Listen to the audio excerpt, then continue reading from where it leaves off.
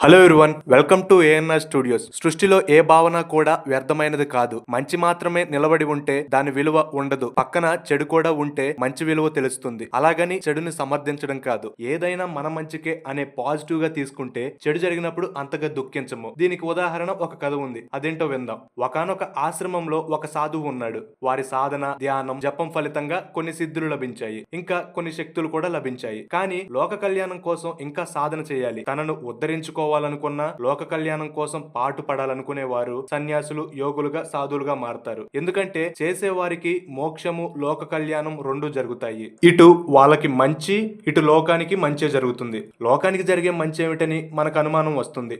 యోగలోకంలో యోగులు లోకానికి హాని, నాశనం చేసే వంటి దుష్ట శక్తులను అడ్డుకుంటారు.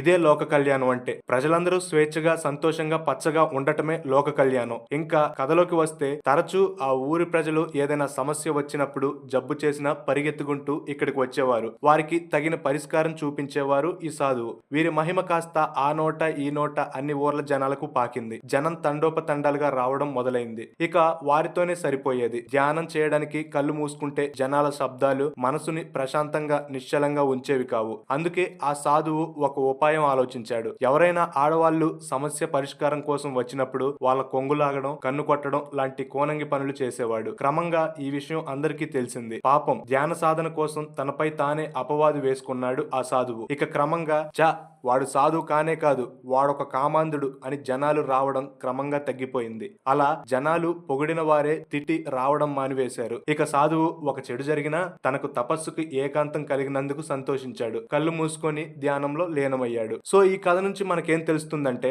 ఎవరికైనా ఎప్పుడైనా కొంచెం నెగిటివ్నెస్ అనిపించినా, లేకపోతే మనకేదో చెడు జరుగుతుంది అని అనిపించినా, భగవంతుడు మనకి మంచే చేస్తాడు అనే మనోనిబ్బరం, ఆత్మస్థైర్యంతో మనం నిలబడి ఉండాలి. ఈ విషయంపై మీరేమనుకుంటున్నారో కింద కామెంట్ సెక్షన్ లో మెన్షన్ చేయండి. అలాగే ఇటువంటి మరిన్ని వీడియోస్ కోసం వెంటనే ఏఎన్ఆర్ స్టూడియోస్ ని సబ్స్క్రైబ్ చేసుకోండి. Thank you for watching.